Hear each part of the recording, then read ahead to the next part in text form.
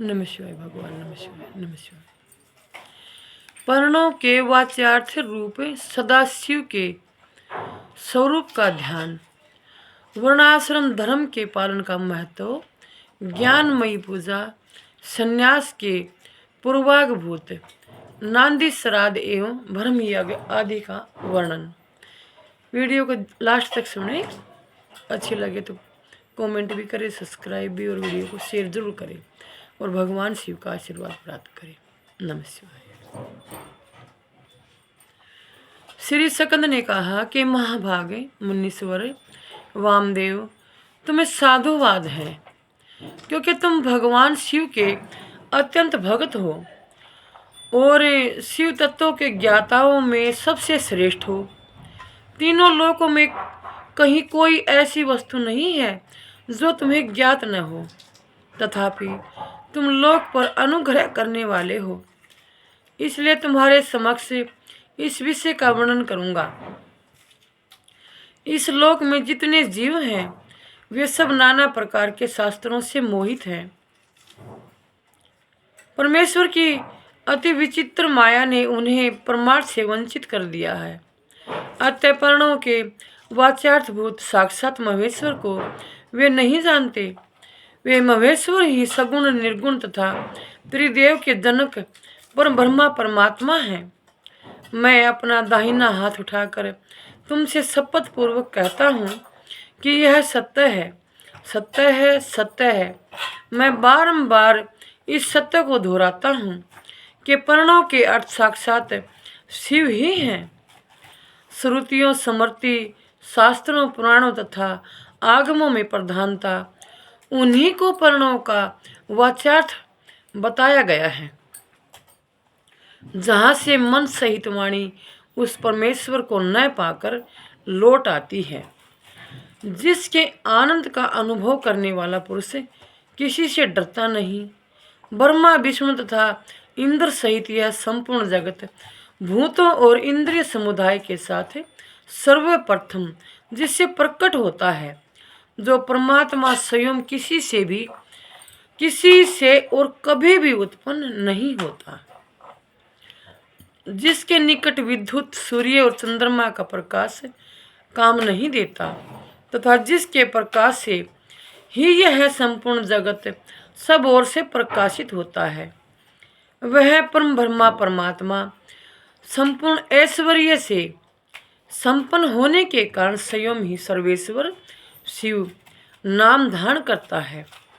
हृदयाकाश के भीतर विराजमान जो भगवान शंभु मुमुक्षु पुरुषों के ध्येय हैं, जो सर्वव्यापी प्रकाशमात्मा भास स्वरूप एवं चिन्मय है, जिन परम पुरुष की पराशक्ति शिवा भक्ति भाव से सुलभ मनोहरा निर्गुण अपने गुणों से ही निगुण और निष्कल है, उन परमेश्वर के तीन रूप हैं, स्थूल, सूक्ष्म और इन दोनों से परे मुने मुमुक्षु योगियों को नित्य कर्मश उनके इन स्वरूपों का ध्यान करना चाहिए। वे शंभु निष्कल संपूर्ण देवताओं के सनातन आदिदेव, ज्ञान क्रिया, स्वभाव एवं परमात्मा कहे जाते हैं। उन देवादिदेव की साक्षात मूर्ति सदाशिव हैं। ईशानादि 5 मंत्र उनके शरीर हैं। वे महादेव जी पंचकला रूप हैं। उनकी अंग कांति शुद्ध स्फटिक के समान उज्ज्वल है। वे सदा प्रसन्न रहने वाले तथा शीतल आभा से युक्त हैं। उन प्रभु के 5 मुख, 10 भुजाएं और 15 नेत्र हैं। ईशान मंत्र उनका मुकुट मंडित मस्तक है। तत्पुरुष मंत्र उन पुरातन प्रभु का मुख है। अघोर मंत्र हृदय है। वामदेव मंत्र गहू प्रदेश है तथा सघो जात मंत्र उनके पैर हैं। इस प्रकार वे पंच मंत्र रूप हैं। वे ही साक्षात साकार और निराकार परमात्मा है। सर्वज्ञता आदि 6 शक्तियाँ उनके शरीर के 6 अंग हैं। वे शब्दादि शक्तियों से स्फुरित हृदय कमल के द्वारा सुशोभित हैं। वाम भाग में मनोन्मणि नामक अपनी शक्ति से विभूषित है।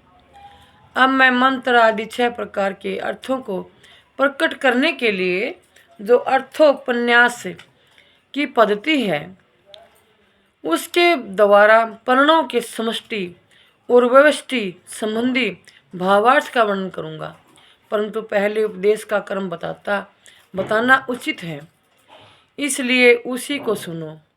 मुन्ने, इस मानव लोक में 4 वर्ण प्रसिद्ध हैं।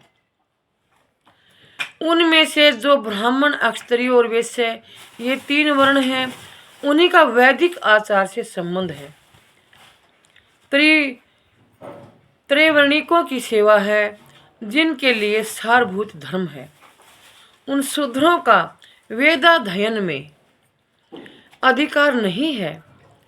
यदि सब त्रिवर्णिक अपने अपने आश्रम धर्म के पालन में हार्दिक अनुराग के साथ लगे हों तो उनका ही श्रुतियों और स्मृतियों में प्रतिपादित धर्म के अनुष्ठान में अधिकार है, दूसरे का कदापि नहीं। श्रुति और स्मृति में प्रतिपादित कर्म का अनुष्ठान करने वाला पुरुष अवश्य सिद्धि को प्राप्त होगा। यह बात वेदोक्त मार्ग को दिखाने वाले परमेश्वर ने स्वयं कही है। वर्ण धर्म और आश्रम धर्म के पालन जनित पुण्य से परमेश्वर का पूजन करके बहुत से श्रेष्ठ मुनि उनके सायुज्य को प्राप्त हो गए। ब्रह्मचार्य के पालन में ऋषियों की, यज्ञ कर्मों के अनुष्ठान से देवताओं के तथा संतानोत्पादन से पितरों की तृप्ति होती है, ऐसा श्रुति ने कहा है। इस प्रकार ऋषि ऋण, देव ऋण तथा पितर ऋण, इन तीनों से मुक्त हो वानप्रस्थ आश्रम में प्रविष्ट होकर मनुष्य शीत, उष्ण तथा सुख दुखादि द्वंद्वों को सहन करते हुए जितेंद्रिय, तपस्वी और मिताहारी हो यम, नियम आदि योग का अभ्यास करें, जिससे बुद्धि निश्चल तथा अत्यंत दृढ़ हो जाए। इस प्रकार कर्मस अभ्यास करके शुद्ध चित्त हुआ पुरुष संपूर्ण कर्मों का संन्यास कर दे। वे समस्त कर्मों का संन्यास करने के पश्चात ज्ञान के समाधर में तत्पर रहे। ज्ञान के समाधर को ही ज्ञानमयी पूजा कहते हैं। वह पूजा जीव की साक्षात शिव के साथ एकता का बोध कराकर जीवन मुक्ति रूप फल देने वाली है। यतियों के लिए इस पूजा को सर्वोत्तम तथा निर्दोष समझना चाहिए। महाप्रयाग, तुम पर स्नेह होने के कारण लोकानुग्रह की कामना से मैं उस पूजा की विधि बता रहा हूँ, सावधान होकर सुनो। साधक को चाहिए कि वह संपूर्ण शास्त्रों के तत्वार्थ के ज्ञाता, वेदांत ज्ञान के पारंगत तथा बुद्धिमान में श्रेष्ठ आचार्य की शरण में जाए।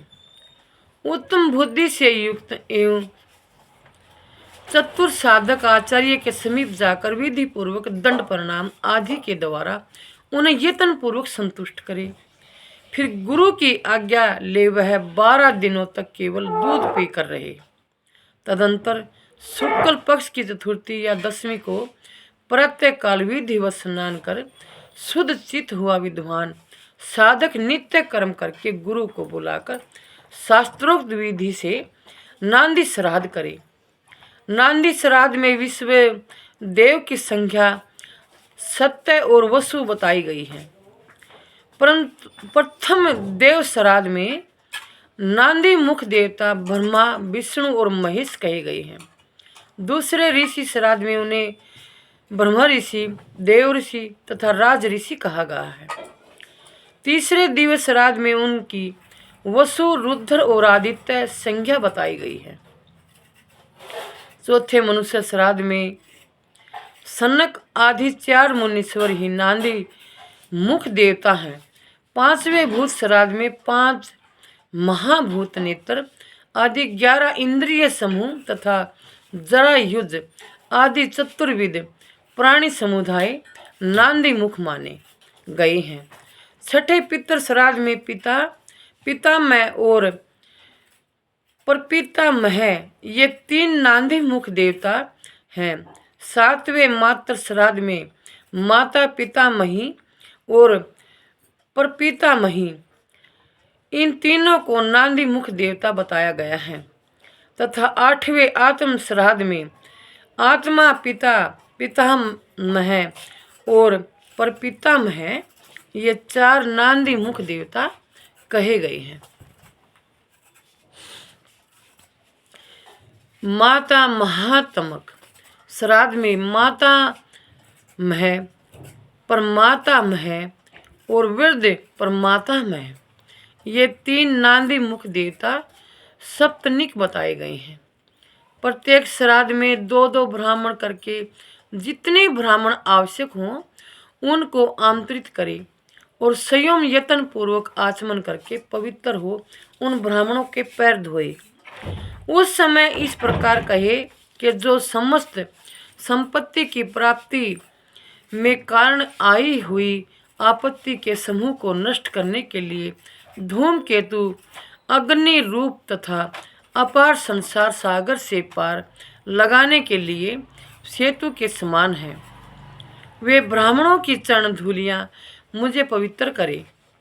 जो आपत्ति रूपी घने अंधकार को दूर करने के लिए सूर्य अभिष्ट अर्थ को देने के लिए कामधेनु तथा समस्त तीर्थों के जल में पवित्र मूर्तियां हैं, वे ब्राह्मणों की चरण धूलियां मेरी रक्षा करें। ऐसा कह पृथ्वी पर दंड की भांति पड़कर साष्टांग प्रणाम करे।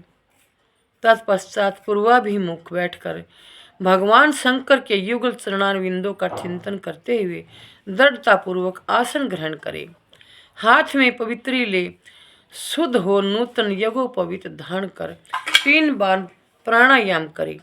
तदंतर तिथि आदि का स्मरण करके इस तरह संकल्प करे कि मेरे संन्यास का अंगभूत जो पहले विश्व देव का पूजन, फिर देवादि अष्टविधि श्राद्ध तथा अंत में माता मह श्राद्ध है, उसे आप लोगों की आज्ञा लेकर मैं पार्वण की विधि से संपन्न करूंगा। ऐसा संकल्प करके आसन के लिए दक्षिण दिशा से आरंभ करके उत्तरोत्तर कुशों का त्याग करें। तत्पश्चात आचमन करके खड़ा हो वर्ण कर्म का आरंभ करें।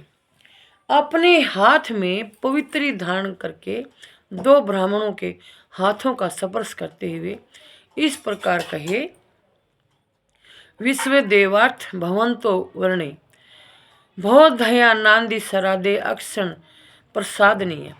अर्थात हम विश्व देव श्राद्ध के लिए आप दोनों का वर्ण करते हैं। आप दोनों नांदी श्राद्ध में अपना समय देने की कृपा करें। इतना सभी श्राद्धों के ब्राह्मणों के लिए कहे। सर्वत्र ब्राह्मण वर्ण की विधि का यही कर्म है। इस प्रकार वर्ण का कार्य पूरा करके 10 मंडलों का निर्माण करें। उत्तर से आरंभ करके 10 मंडलों का अक्षत से पूजन करके उनमें कर्मश ब्राह्मणों को स्थापित करे। फिर उनके चरणों पर भी अक्षत आदि चढ़ाए। तदंतर संबोधन पूर्वक विश्वदेव आदि नामों का उच्चारण करे और कुश पुष्प अक्षत एवं जल से इद व पाघम कहकर पाग निवेदन करे।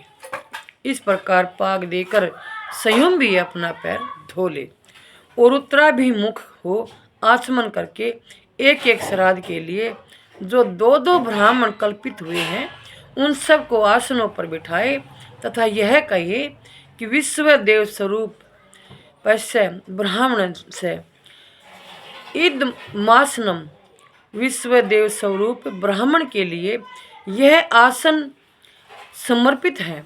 यह कहे कुशासन दे संयम भी हाथ में कुश लेकर आसन पर स्थित हो जाए। इसके बाद कहे, अस्मिन्ना नंदी मुख्य श्राद्धे विश्व दिवार्थे स्वाध्याय क्षण क्रियताम। इस नांदी मुख श्राद्ध में विश्वदेव के लिए आप दोनों अक्षण समय प्रदान करें।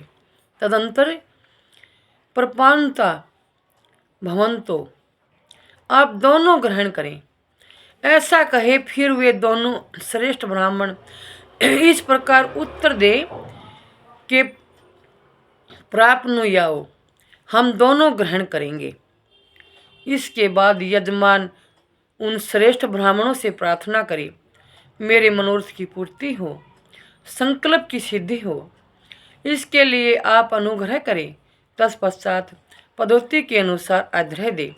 पूजन कर शुद्ध केले के पत्ते आदि धोए हुए पात्रों से परिपक्व अन्न आदि भोज्य पदार्थों को परोस कर पृथक पृथक कुश बिछाकर और स्वयं वहां जल छिड़क कर प्रत्येक पात्र पर आदर पूर्वक दोनों हाथ लगा पृथ्वी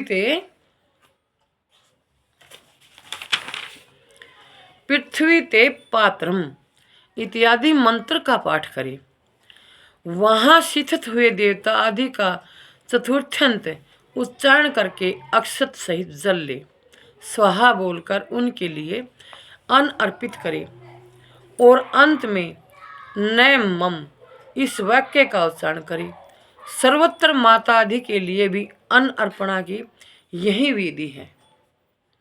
अंत में इस प्रकार प्रार्थना करे कि यात पाद गस्मनाद यस नामज पाद पे न्यून कर्म भावेत पूर्ण तय बंदे सांभवी मिस सौरम। जिनके चरणारविंदों के चिंतन एवं नाम जप से न्यूनतापूर्ण अथवा अधूरा कर्म भी पूरा हो जाता है, उन शाम सदाशिव उमा महेश्वर की मैं वंदना करता हूँ करती हूँ।